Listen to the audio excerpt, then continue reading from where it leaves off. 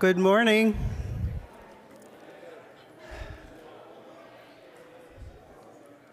If everyone would take their seats, please. I'm going to do one quick announcement. For the women who are going to sing I Am Woman for the March 16th service, there will be a brief rehearsal with Brian right after the service today in the chapel. Should not be longer than 30 minutes. So as soon as Alejandro is done with his postlude, please file out to the chapel. Thank you.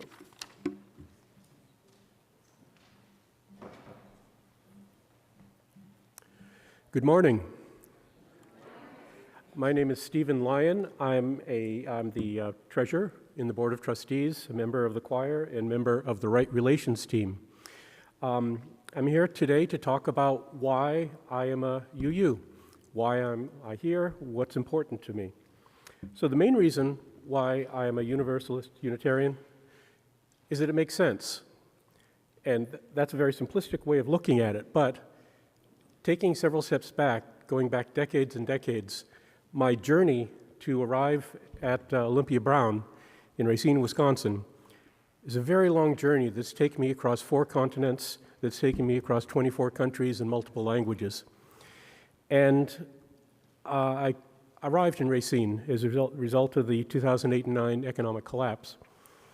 Found gainful employment here, and within a few years, I met Nora and Tony Pavao.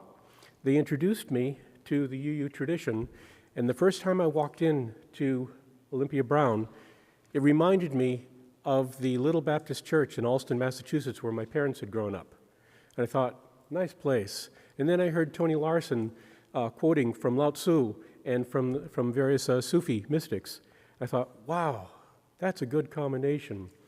And so for me, I've spent my life as an environmental scientist, but it's also been a spiritual journey of learning about both Christian traditions, Buddhist, Hindu, Sufi traditions.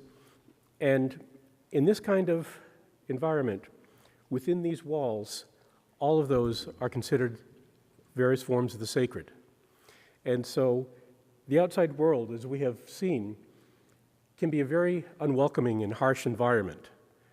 And so within these 4 walls, there's compassion, there's kindness, there is forgiveness, there's love.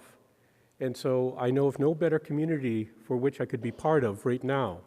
And so I left Massachusetts when I was 18, and I was not a part of any church community for a very long time. And then starting over 10 years ago, I became a member of OBUUC. And since then, it has had a major impact on my life. And so I have many dear friends here, and I see this as in the Buddhist tradition, there are 3 refuges. There's the Buddha, the Dharma, so the Buddha, the enlightened one, Dharma, the unfolding truths that we can all find out on our own, and the Sangha. The Sangha are those that walk the same path with you. So for March 2nd, 2025, within these walls, we are all part of the OBUUC Sangha. And I'm very grateful to be a part of that. And this is one of the reasons why I contribute financially for the support of this church. Thank you.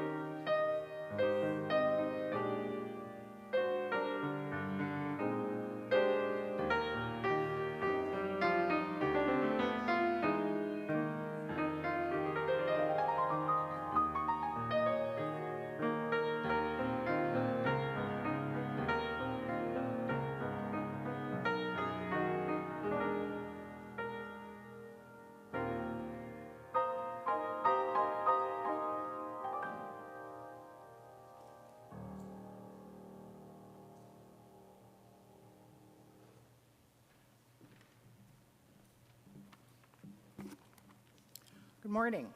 Good morning and welcome to Olympia Brown Unitarian Universalist Church. Okie dokie, there we go. My name is Maria Scott. My pronouns are she, hers, and it is good to be together. Welcome all of you in the sanctuary and everyone joining us online.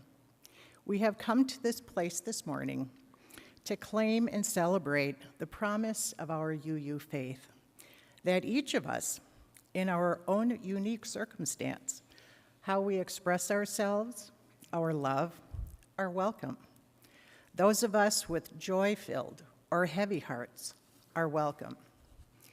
We who are lost, searching for a place or meeting, or we of us who are content, grateful for our lives, we are all welcome. Wherever we are in our journey, we are all welcome and a part of this beloved community. Each of us held sacred in a larger love, in this co-created place of love. We begin our time together with our ritual of lighting the chalice, the symbol of our Unitarian Universalist faith. Lighting the chalice this morning is Lila.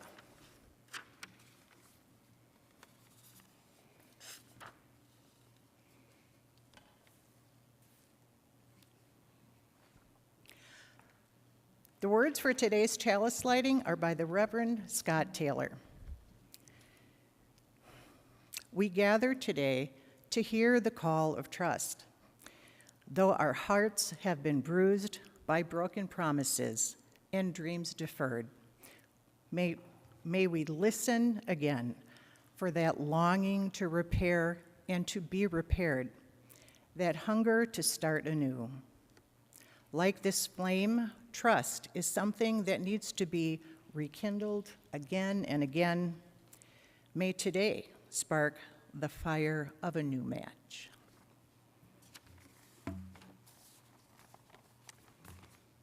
And Leanne will come to do the children?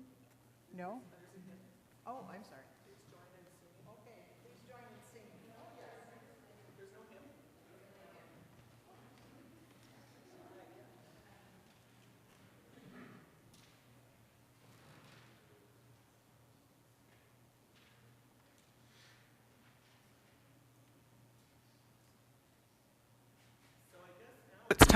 I guess now it's time for the message for all ages. So if all the children and those young in heart can come on forward.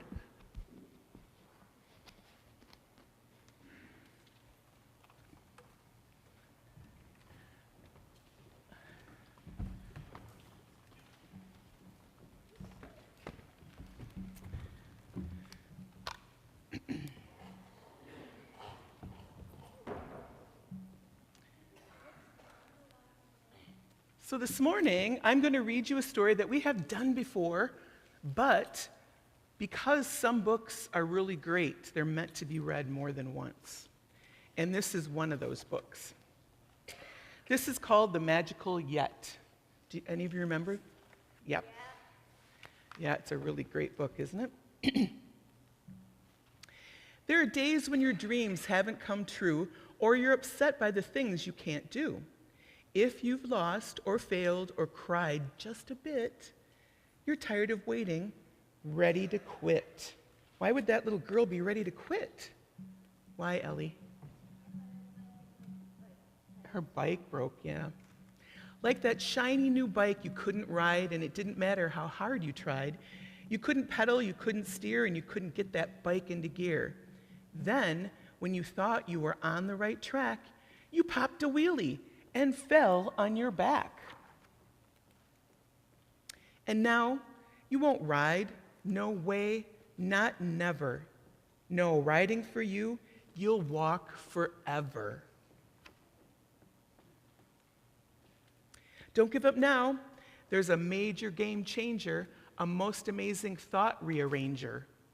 Someone to show you how good you can get. Now introducing The Magical Yet. With this yet magic, you can begin to see that you're going beyond where you've been. There's so many things that you've learned to do when you didn't know the yet was with you.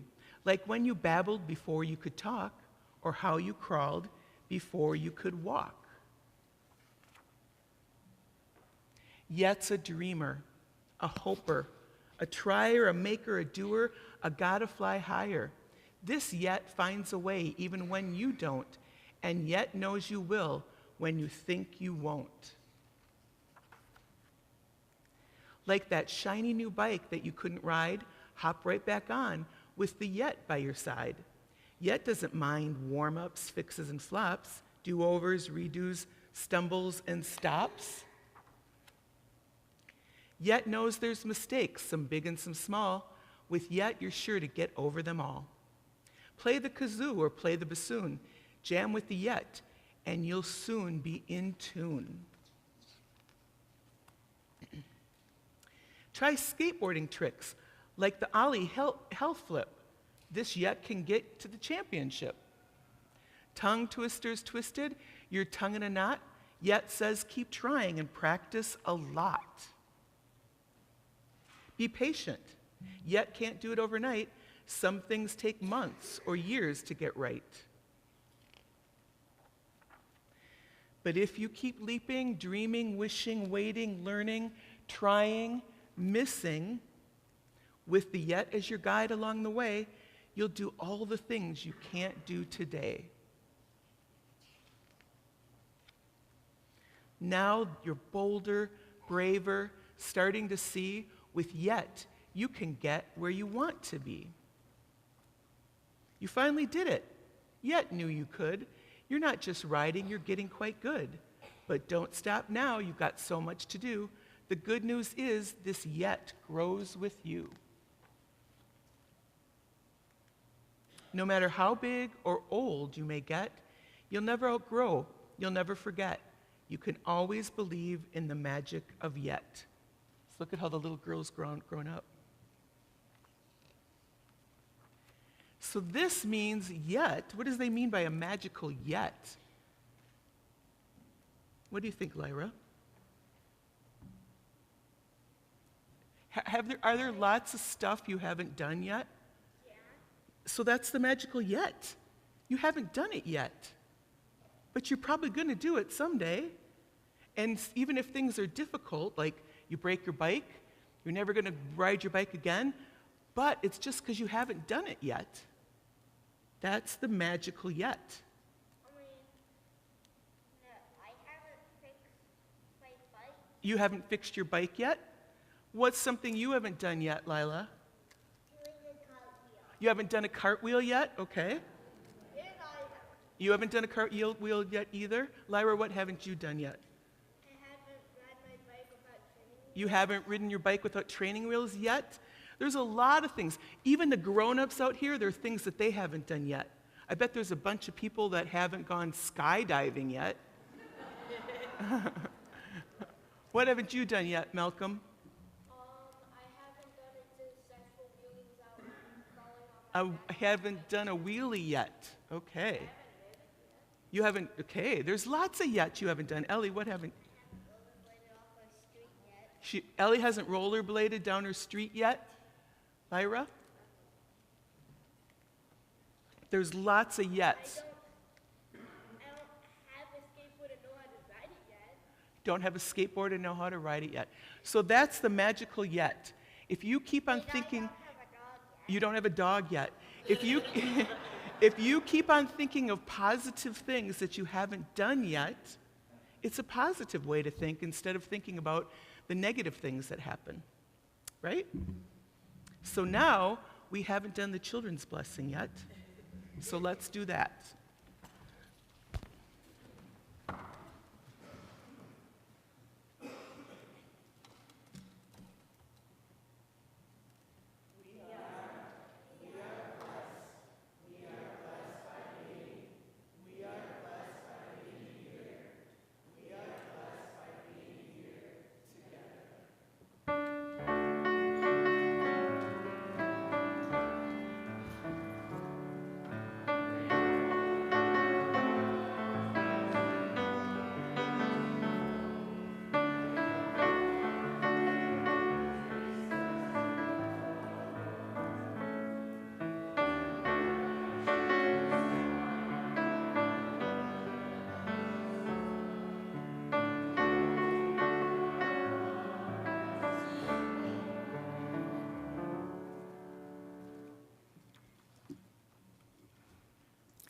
Part of being in community is having our joys celebrated and our sorrows shared. You are invited to briefly share a joy or sorrow at the microphone. Please keep in mind that this service is on YouTube and is being recorded. After the spoken joys and sorrows, you are invited to come light a candle for what you hold on your heart. All who would like to come to the mic, please do.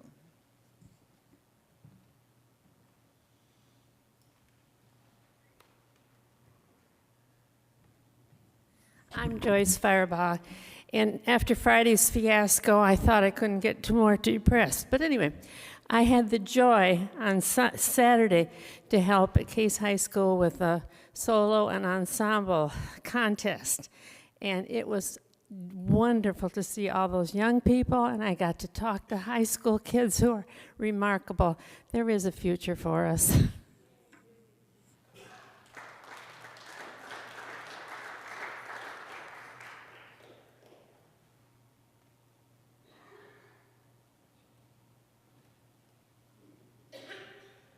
Greetings, Mark Summer. Just wanted to, this is a major concern, obviously.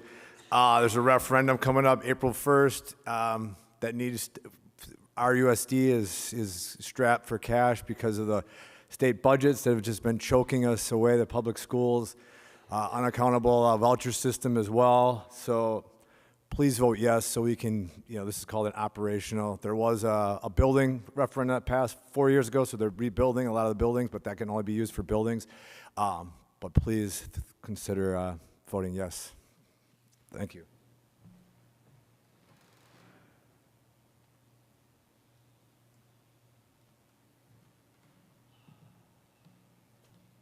I have a joy. I love watching those children leave our sanctuary, being sung out of the room. Isn't that wonderful? I would love that. If you would like to light a candle, please do so.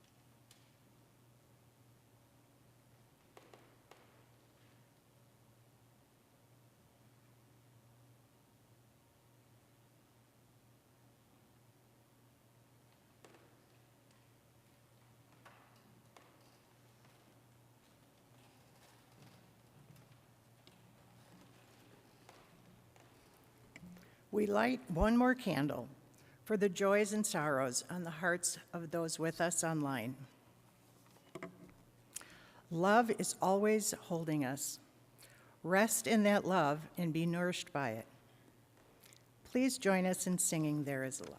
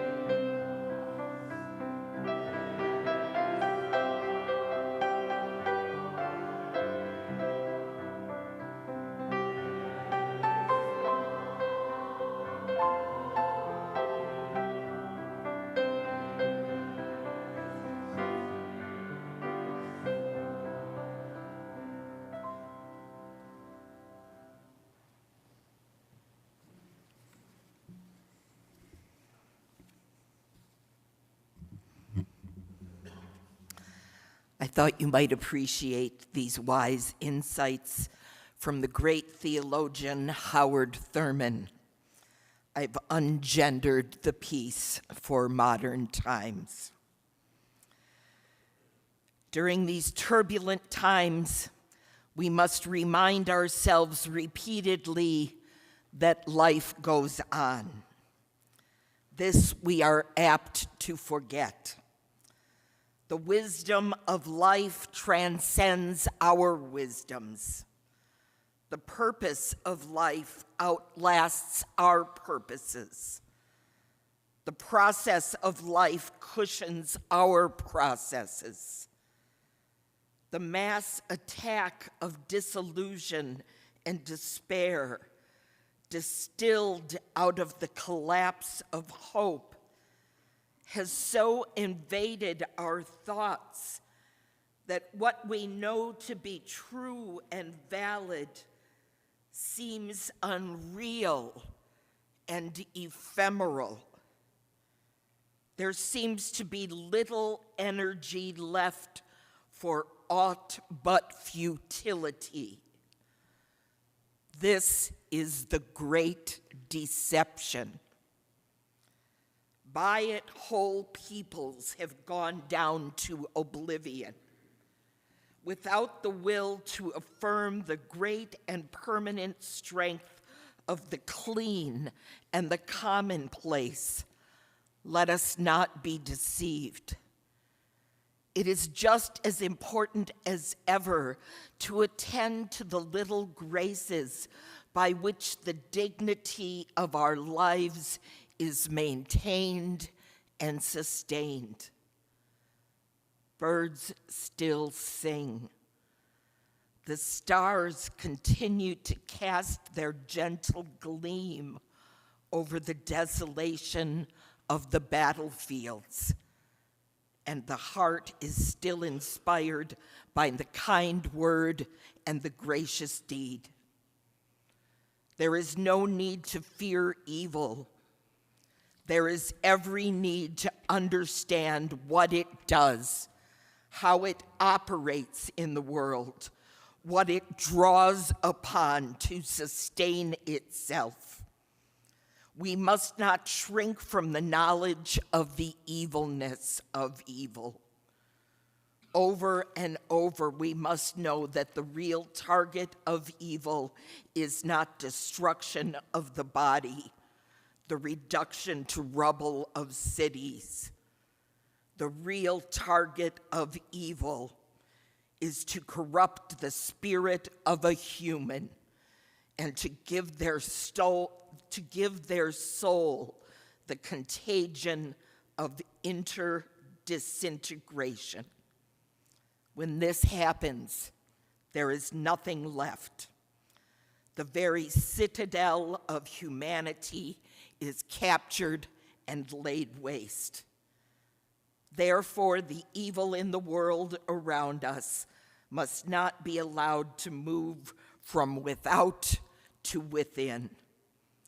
This would be to be overcome by evil, to drink in the beauty that is within reach, to clothe one's life with simple deeds of kindness, to keep alive a sensitiveness to the movement of the Spirit of God in the quietness of the human heart and in the workings of the human mind. This is always the ultimate answer to the great deception.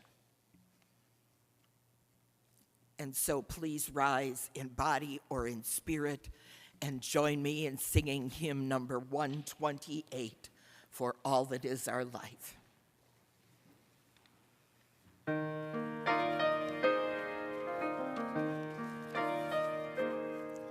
For all that is our life, we sing our thanks and praise.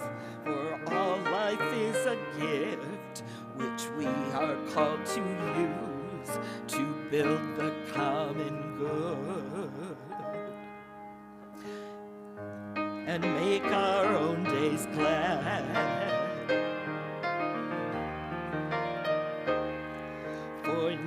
which others serve, for services we give, for work and its rewards, for hours of rest and love, we come with praise and thanks.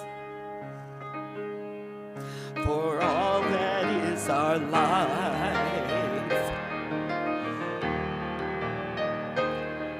for sorrow we must bear, for failures, pain, and loss, for each new thing we learn, for fearful hours that pass, we come with praise and thanks. For all that is our life,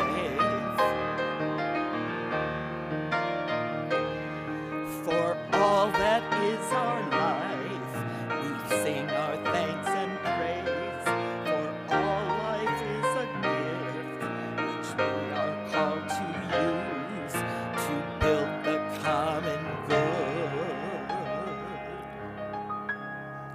and make our own days glad.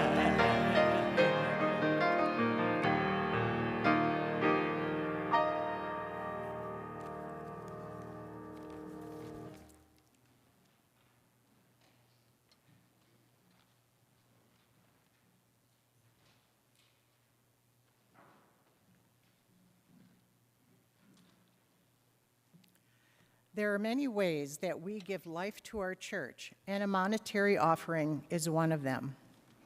Each month, we partner with a local organization that is doing great work in our community, and we share this money with them. Our partner for the month of March is the Hospitality Center. Here to tell us about their work is Carl Fields.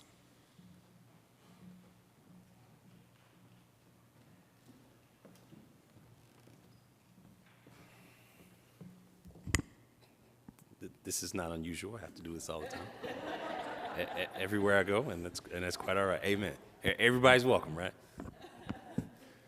So, my name is Carl from Racine. That's how I introduce myself wherever I go and however I do this. And I know I have a few moments, so let me be mindful of that and respectful of that. I wanted to absolutely speak to you all about a place that a lot of us know and love called the Hospitality Center. And the biggest part about the Hospitality Center for me is that the mantra is and always was that everybody's welcome. And in everybody being welcome, challenges and all, that means it's not if, it's when. When somebody walks through the door and they're going to bring their challenges with them, how do you handle that? How do you address that? And how do you meet them with grace and dignity and respect right there at that moment? To help them understand that they walk through those doors for a reason, and that reason, that need, that yearning, we want to speak to that. We want to address that. We want to embrace that. If it turns into a scenario where a challenge has to be addressed, then we are addressing that challenge and that behavior. But the person themselves, they are and always will be a person, and that personhood would always be respected. That's an unusual thing to find. Not unusual to know about. A lot of people know about it, but to practice that, to me, was practicing our faith. And then for me, and for those that know, I recently transitioned out of the job just a few months ago. I was there for 7+ years and had the time of my life. Before that, it was the only place that would allow me to volunteer here in the city of Racine. Before that, I was a knucklehead in the thick of it. And so I have a particular kind of affinity for this place, because if you fall 7 times and get back up 8, we all know the story. We all try to practice that. We all try to live that truth. But it's one thing to believe in a truth, live your values, and then have to make hard decisions in real time in the community. That's not something that we can often do, and we don't always do it well. We certainly are connected to other entities and other people in the community who wish to not do it at all. With that being said, though, programs like ours, programs that I'm speaking to you about, have always existed, always needed to exist, and have always only done well with the help, the grace, and the support of community and community members. And so this offering is much appreciated. It is certainly something that speaks to being in step with supporting and helping and taking care of the least of us. Because for me, in my view and in my faithful perspective, it says the most about us, how we treat the least of us. What does that look like in our daily community life? What does that look like in us pushing and nudging our businesses, our professional spaces to live up to that truth, for businesses to live their professional creed, to live their vision and mission statement? We all hope for that to play out in real time, in real people's lives. That we're not personally in a predicament that we have to struggle to rub two nickels together in order to do something doesn't mean that that's not a real scenario. That we have a system in our community that is supposed to support all infrastructural pieces doesn't mean that a place like the hospitality isn't too an infrastructural piece. And that's one of the things that I've always tried to lift up. And personally, having that in my background as an adult some years back, me having that in my background as a kid when we were homeless and we were struggling, we were figuring it out, trying to figure it out, what we were going to do next. I wouldn't be standing here today if it wasn't for this very community having options like that to help me as a kid get over the hump before I knew what a hump was, before I knew how to figure this out. And as much as that put an impression on me as a person, it also strengthened me as a person, because I promised when I was in that scenario that I would keep going and I would keep doing this work. And so as much as I think of myself being ambitious and finding the hospitality center and, stepping up to take the job, it really found me. And it really nurtured me and brought me in. Me with my own little individual self thought I did something. It was really the place that brought me to it. And so I share my story with you, and I share the continuation of the support that comes along and our appreciation for that continuation of that support. So, and as well, myself and the current interim executive director is here, Pamela Nured, and we'll be around to answer any questions regarding the program after the service. Thank you.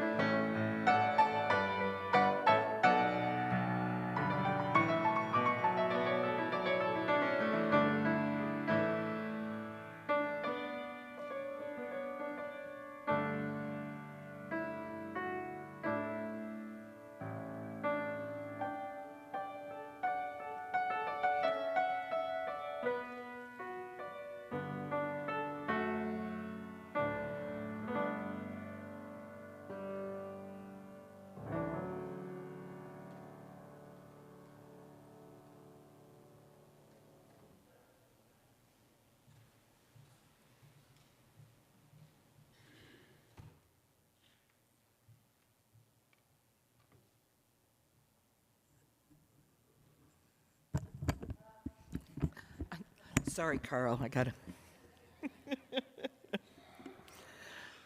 So good morning, my name is Patty Fitchett.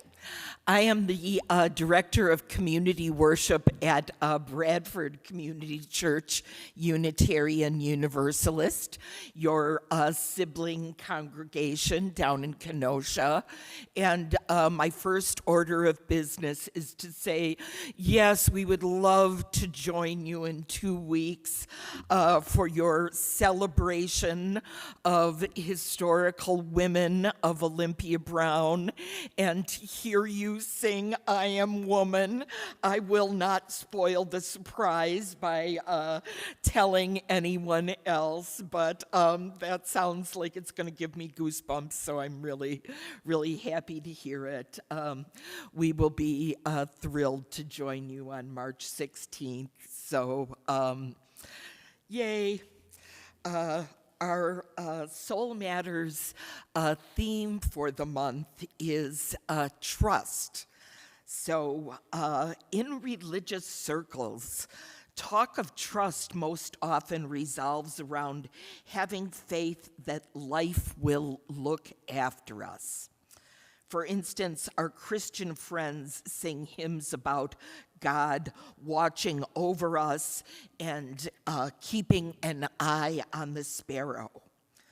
Our Jewish friends lift up the Exodus story to encourage faith that God will help us make our way even when things look bleak. Likewise, prayer practice for our Muslim friends is all about reminding oneself that you are in Allah's safe hands. We UUs voice similar sentiments through the language of trusting a love that will not let us go. This call to trust life comes to us as a gift. After all, it can be quite easy to convince ourselves that life is a foe. So we need our faith communities to restore our faith that life is ultimately a friend. We need the reassurance that when we fail or we fall, we can count on being picked up. But what about being pushed? Don't we need to count on that too? A love that won't let us go is essential, but isn't it just as important to have faith in a love that won't let us get too comfortable? To have faith in a love that, no, I just said that. Especially as March asks us to honor women's history, the anniversary of the Selma Montgomery March, and Transgender Day of Visibility. We certainly don't want to forget about a love that disturbs. We need a love that keeps us creatively maladjusted to the inhumane and unjust parts of society. We need a love that exposes privilege and unsettles those of us who have it.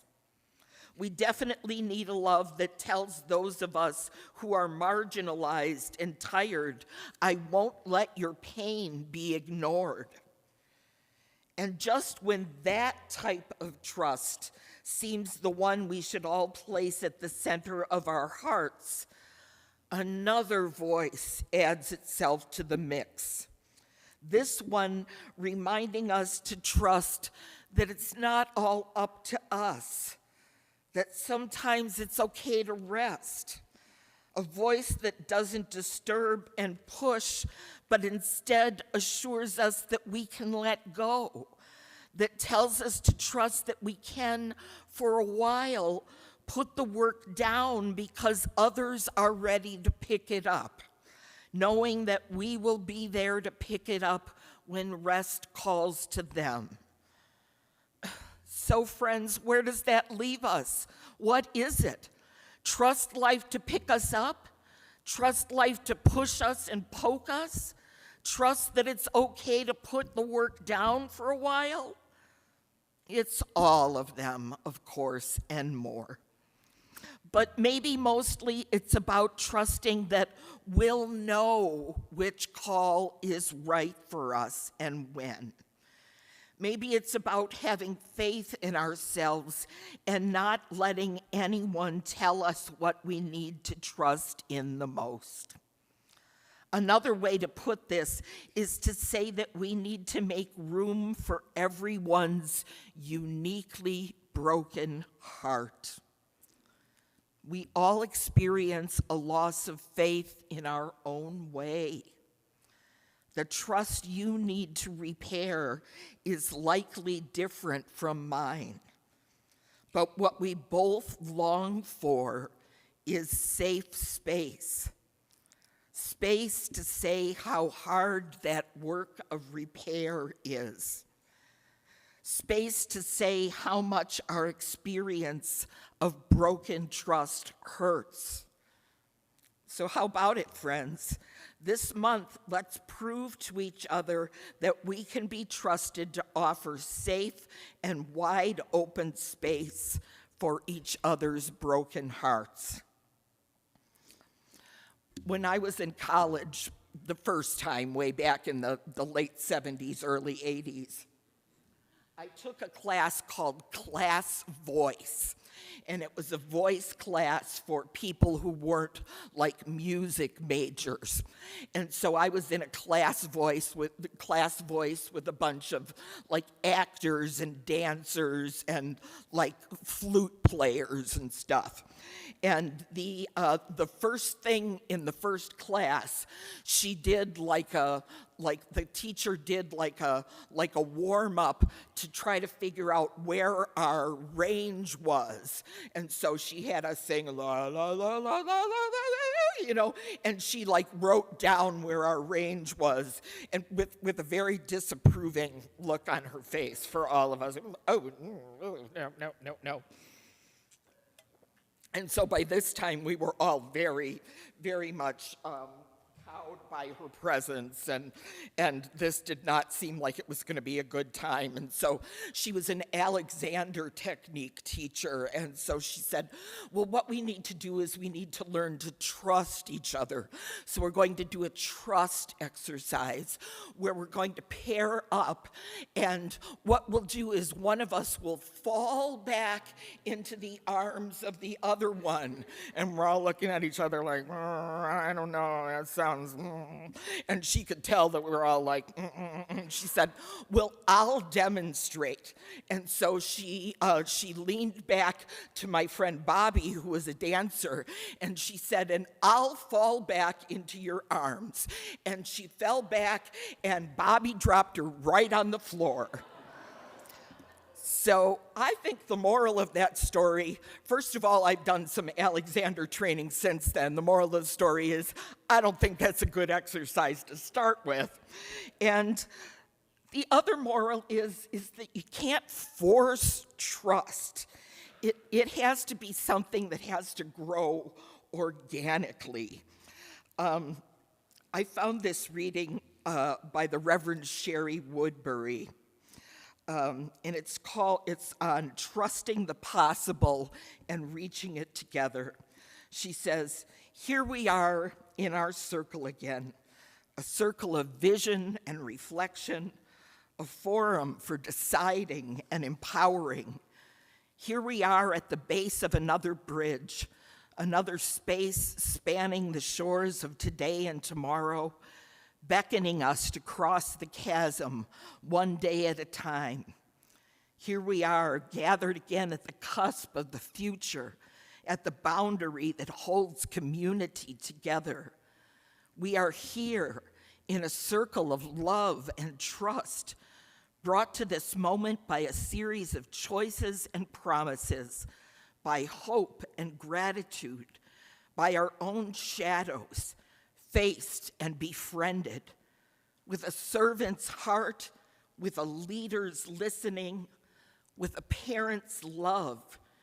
Truer than all our inner trembling, let us model the health we seek for all and lean into community.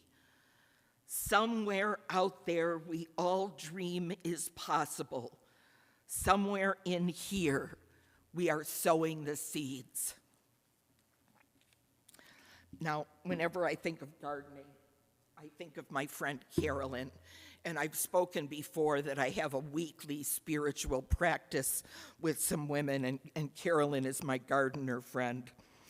And she's now on vacation with her husband, and she's been talking about how she's been on kind of a news fast, and it's really been very annoying to me because I have not been on a news fast, and I've been very anxious, and she's been very not anxious. And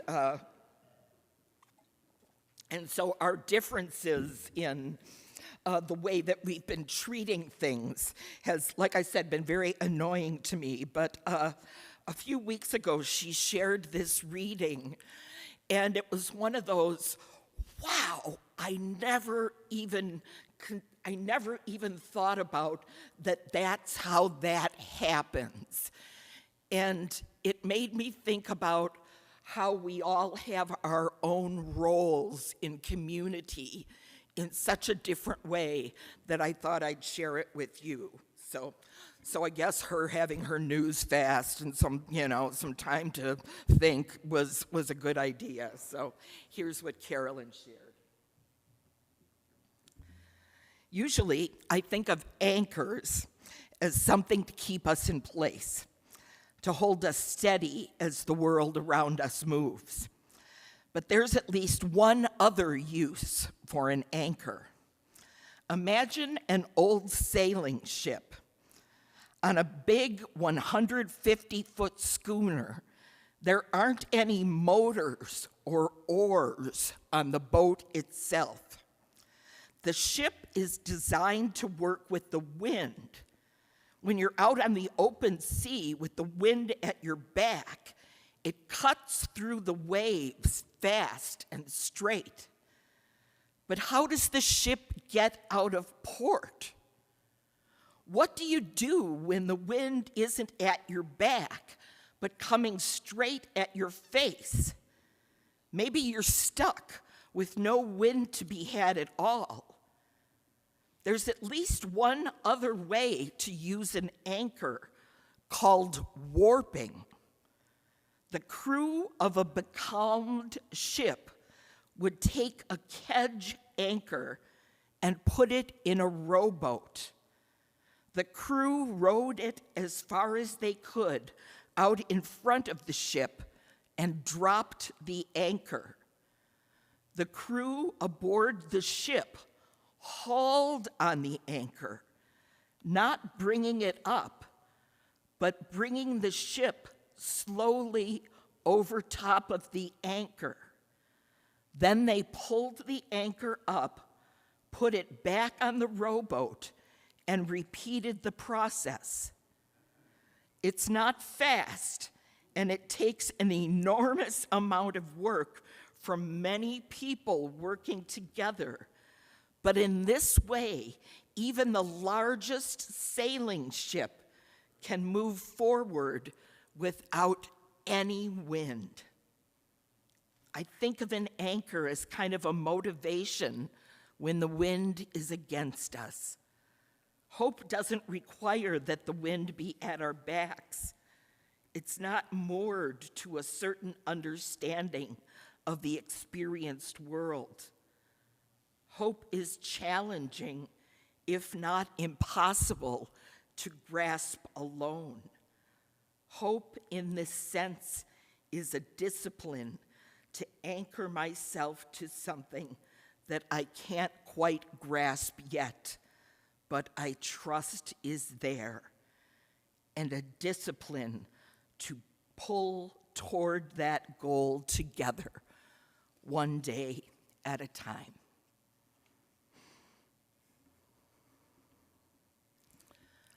I found this reading by the Reverend Dr. David Breeden, and it's based on the 56th Psalm, which I looked up and I didn't really care for, so I'm just doing Dave Breeden's version.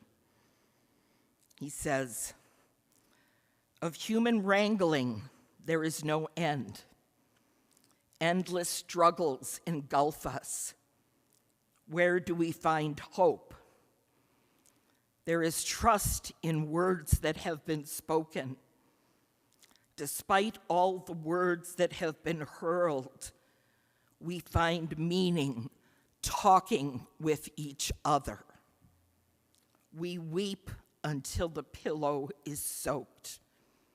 The air swallows all our tears. Our solace is our words to each other. We trust in our striving. We trust in each other. We join in striving. We join in trusting. Anytime I think of the Psalms, it always brings to mind, of course, the 23rd Psalm. And many of you know that I've worked at funeral homes for many decades and have read the 23rd Psalm at funerals many times. But as many of you also know, I have been an actress in community theater shows also for many years. And one of my favorite experiences was a production of the Laramie Project that I did maybe about 15 years ago. And at the end of Act 1, there's a scene, and if you don't know, the Laramie Project is about the life and death of Matthew Shepard, who was a young gay man who was killed in Laramie, Wyoming. And at the end of Act 1, there's a big scene. All of the actors in Laramie Project play many different characters. And at the end of Act 1 is the big scene where the people from Fred Phelps's church are protesting Matthew Shepard's funeral. And we were all to play different characters from Fred Phelps's church for the protest, and I didn't have any specific lines. We were all just supposed to ad lib. And so if you all know Fred Phelps's church, that's the God Hates Fags church. So other actors were ad-libbing things like that, and luckily my director understood that I just could not bring myself to say stuff like that. So my character just said the 23rd Psalm over and over again. And I guess as a member of Fred Phelps's church, that was considered hate speech for them. But for a majority of the Christians, it's not. And I know it's brought comfort to a lot of people.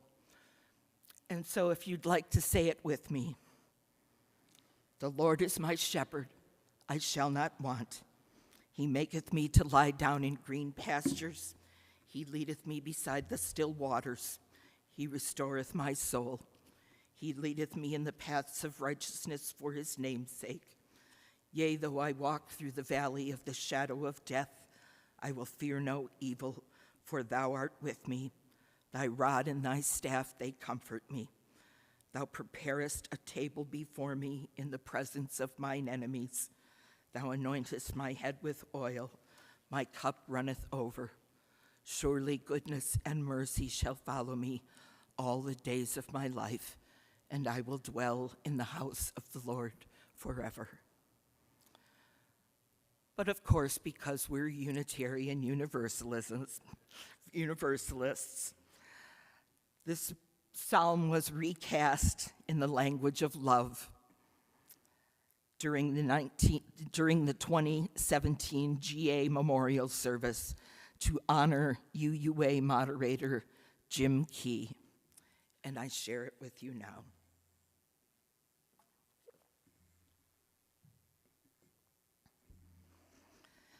May I remember in this tender moment that love is my guide always, shepherding me toward ways of openness and compassion.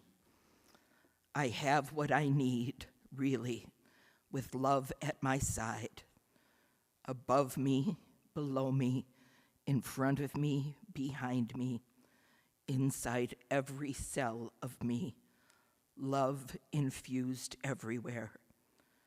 Just when the weight of the world I inhabit threatens to drop me in place and press my hope down into the ground beneath me, love invites me to rest for a gentle while and leads the center of my soul to the quiet, still, restoring waters nearby that somehow I had not noticed.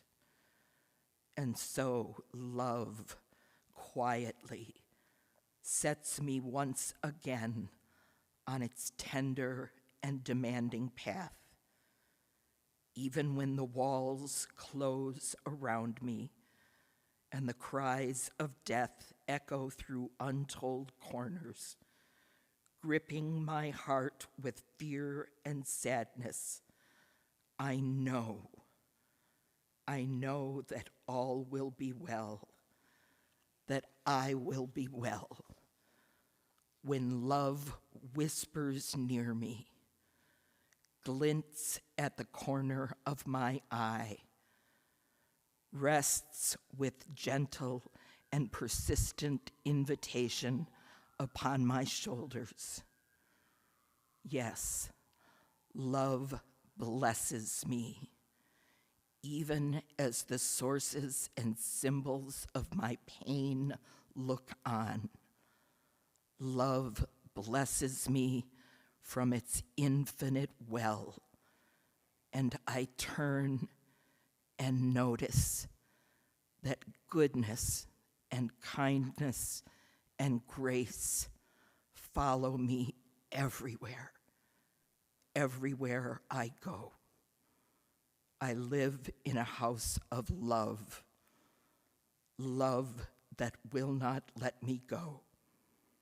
I live in a house of love and always will.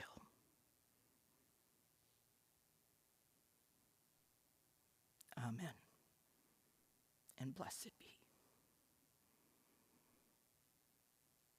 And now please join me in body or in spirit by rising and singing hymn number 34, Though I May Speak with Bravest Fire.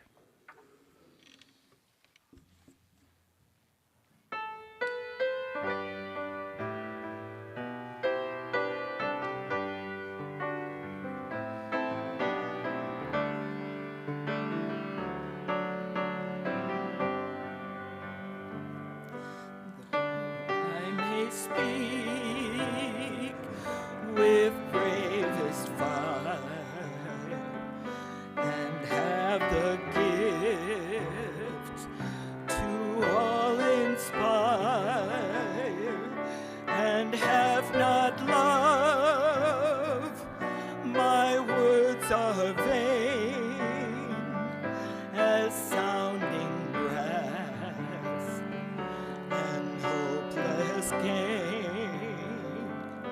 Though I may give all I possess, and striving so my love possess, but not be given by love within, the prophet soon turns strangely thin. Come, Spirit, come, our hearts control, our spirits long to be made whole. Let inward love guide every deed. By this we worship worship and are free.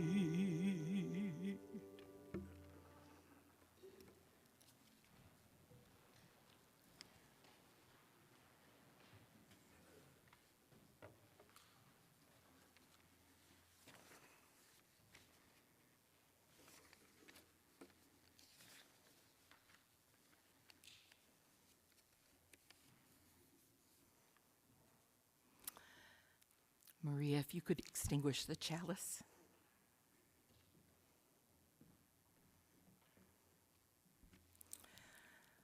We extinguish this chalice flame, but not the light of truth or the warmth of community. These we carry in our hearts until we are together again.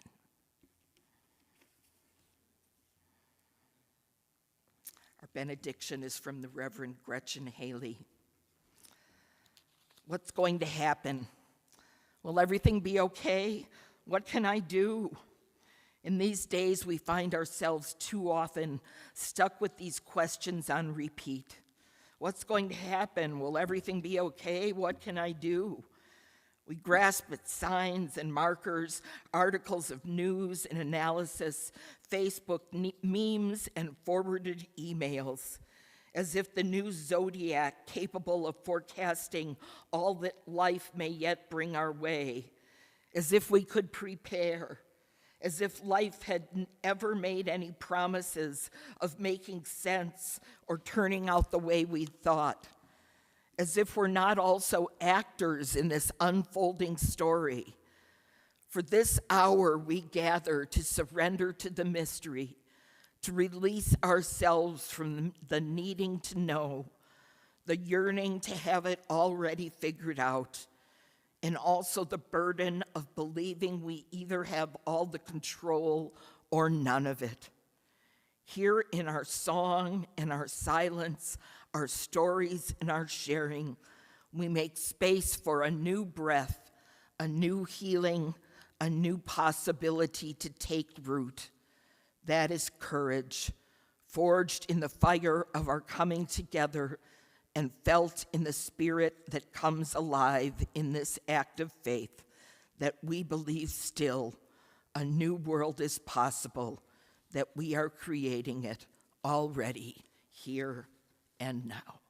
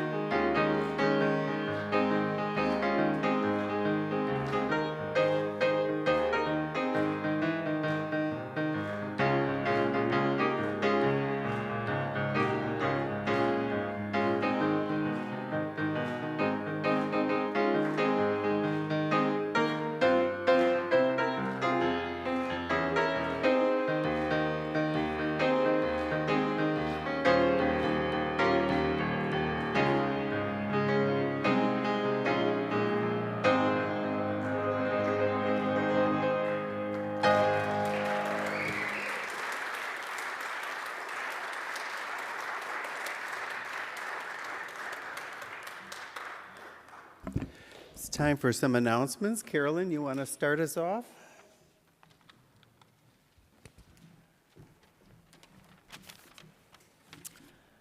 Hello, Carolyn Churchill, member of your Board of Trustees. We have a Board of Trustees safety announcement.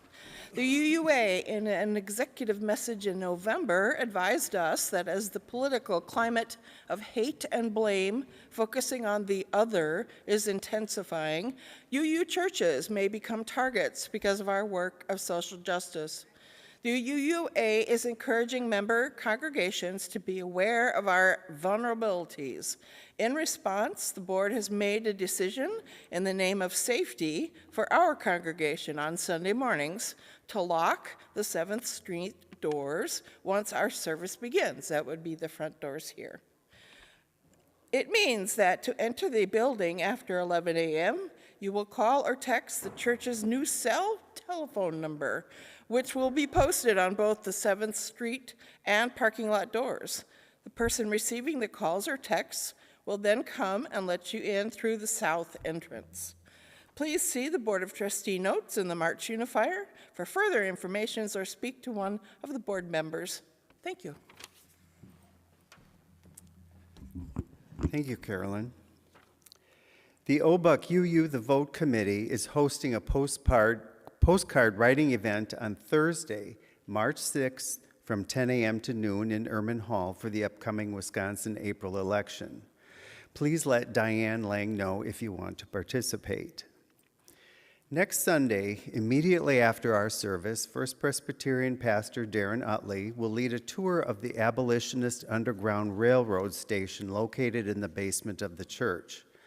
This historic site is one of many such safe hiding spaces throughout Racine County and Wisconsin.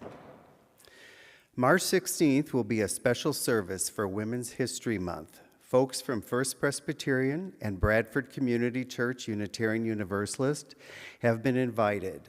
See the Unifier for more details. And men are encouraged to sign up to host coffee hour on that Sunday.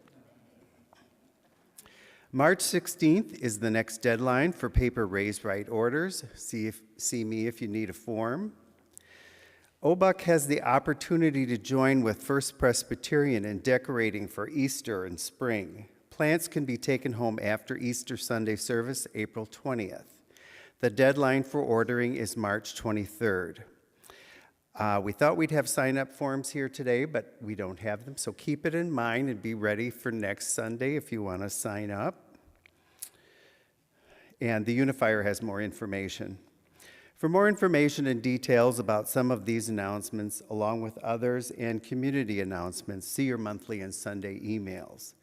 Thank you to our volunteers today, our ushers, Steve Hawk and Mike Rude, our Zoom host, Anita Miller, our coffee hour host, Suzanne Landis. That's all for announcements today. Please stay for coffee hour. For those on YouTube, log into Zoom for your coffee hour. The link is in today's email.